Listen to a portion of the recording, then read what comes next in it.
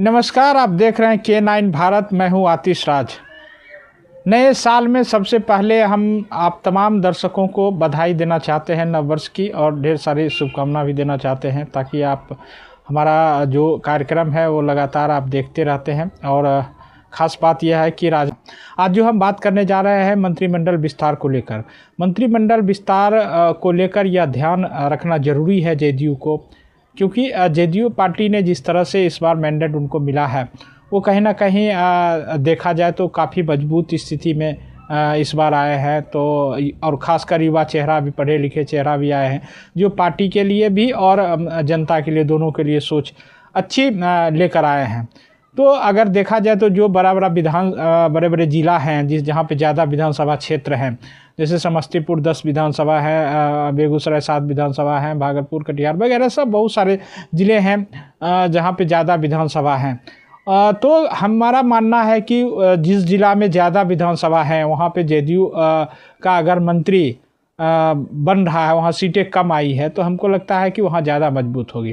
खासकर अब देखा जाए तो 3-4 नाम जो हमारे सामने में आए हैं, इनपुट से खबर है, उसमें चर्चा है। उसमें सबसे ज़्यादा चर्चा महेश्वर हजारी समस्तीपुर ज़िला से लगातार मंत्री रहे हैं, और समस्तीपुर ज़िला 10 विधानसभा में 2 हमेशा मंत्री वहाँ रहा है, जेडीयू ने हमेशा बनाया है।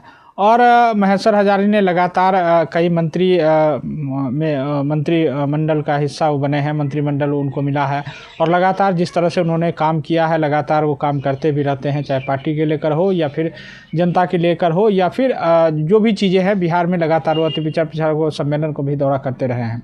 दूसरी ओर उससे सटे बेगूसराय की हम बात करें तो बेगूसराय में जहाँ 7 विधानसभा है वहाँ पे अक्सर जेडीयू 4 सीटें जीता करती थी, 3 सीटें जीता करती थी। लेकिन आज के डेट में अगर देखा जाए तो कहीं ना कहीं उसकी खामियां देखने को मिला, जिसका कारण है कि आज जेडीयू 7 विधानसभा में मात्र 1 विधानसभा में सिमट कर रह गई है।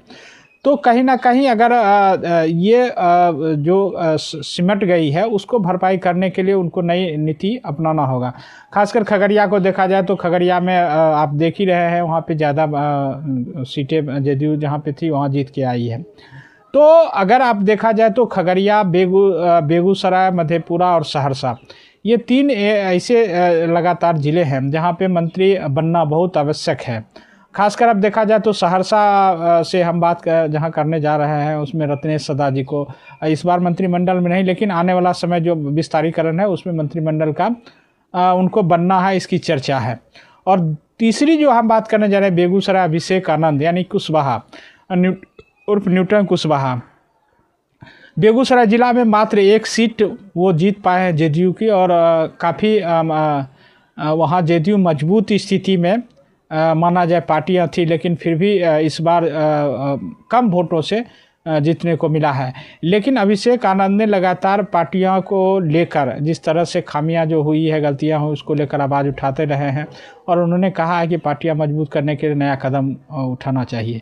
तो हमें लगता है कि बेगूसराय ज़िला से भी अभिषेक आनंद की चर्चा है, मंत्रिमंडल विस्तार में उनकी नाम की चर्चा है।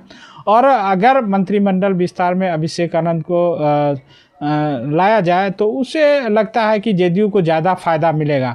उसका कारण है कि जेडीयू इसलिए ज़्यादा फ़ायदा मिलेगा क्योंकि 7 विधानसभा यहाँ क्षेत्र है, और 7 विधानसभा क्षेत्र में कम से कम जेडीयू के लिए 1 मंत्री बनना आवश्यक हो गया है, क्योंकि जब मंत्री वो मंडल बनेंगे तो हमको लगता है कि और ज़्यादा मजबूती स्थिति में यहाँ देखने को मिलेगा। इसलिए बेगूसराय ज़िला में, और लोगों की मांग भी है कि जेडीयू पार्टी के लिए जेडीयू पार्टी से अभिषेक आनंद को, खासकर बेगूसराय ज़िला के को जेडीयू पार्टी और मजबूत आएगी, इसके लिए अभिषेक आनंद को मंत्रिमंडल में शामिल किया जाए। और ऐसा चर्चा भी है कि मंत्रिमंडल विस्तार होगा तो उनको मंत्रालय मिल सकता है। देखिए, बेगूसराय ज़िला में खास बात यह रहा है कि भाजपा मंत्री बनाए गए हैं, लेकिन पिछड़ा और अल्पसंख्यक आखिर कहाँ जाएगा। तो खासकर बार बार यह चीज़ देखने को मिल रहा है कि जेडीयू के मात्र 1 विधायक हैं, अभिषेक आनंद, और पार्टी को लेकर और भी जो जितने पढ़े लिखे हैं उसको लेकर ज़्यादा रुझान देखने को मिलता है, लोग ज़्यादा उनको चाह रहे हैं। तो ये जब ज़्यादा चाह रहे हैं तो इससे ज़्यादा फ़ायदा किसको होगा? पार्टी को होगा। क्योंकि जो ज़्यादा से ज़्यादा अल्पसंख्यक जुड़ेंगे, ज़्यादा से ज़्यादा पिछड़े जुड़ेंगे, क्योंकि पिछड़ा हमेशा और अल्पसंख्यक हाशिए पे अभी है बेगूसराय में। आखिर वो कहाँ जाए, जितने भी कार्यक्रम हो रहे हैं उनकी जगह भी नहीं मिल रही है। इस हिसाब से अभिषेक आनंद को मंत्रिमंडल में बनाने पर जेडीयू को सबसे ज़्यादा फायदा होगा, और आने वाला समय जो 7 विधानसभा है उसमें उनको ज़्यादा से ज़्यादा मजबूती मिलेगी। और ख़ासकर जब लोकसभा की बात आएगी तो कहीं ना कहीं लोकसभा में भी मजबूती देखने को मिलेगा।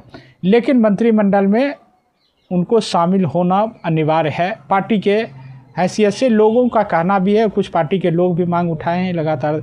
और दूसरी बात यह भी हो जाएगी कि अभिषेक आनंद अगर बेगूसराय जिला से अगर आप मंत्रिमंडल में उनको शामिल करते तो आपको खगड़िया और मधेपुरा वगैरह ये सब जिला जो सटे हुए हैं इस पर भी मजबूती सामने आएगी।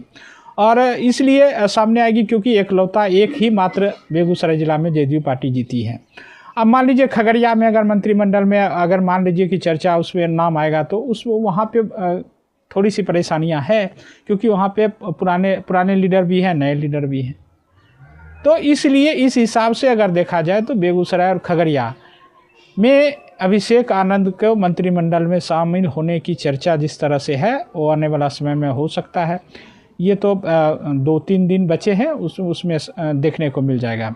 और सबसे बड़ी बात है कि आज के दौर में जितने भी मंत्रिमंडल में हैं उनका काम मंत्रालय को संभालते हुए, जनता को देखते हुए, पार्टी को भी विस्तारीकरण की ओर ले जाने की जो जिम्मा मिलता है, उसमें भी कहीं ना कहीं ऐसा लगता है कि जो लोग नए आए हैं उसका जिम्मेदारी सबसे ज़्यादा बढ़ गई है। वो तो देखने वाली बात होगी, पार्टियां तय करेगी क्या करना है नहीं करना है। लेकिन ये 2-3 नामें चर्चा सामने है, खासकर महेश्वर हजारी, रत्नेश सदा, अभिषेक आनंद कुशवाहा और शीला मंडल इसलिए उनका भी नाम शामिल है क्योंकि महिला मंत्री में एक्टिव मंत्री अगर देखा जाए तो उन्होंने शीला मंडल जितना दिन ही मंत्रालय उनको मिला है और लगातार उन्होंने एक्टिव रहे हैं और कई जिला वो दौरा करते रहे हैं और लोगों में लोकप्रियता भी है।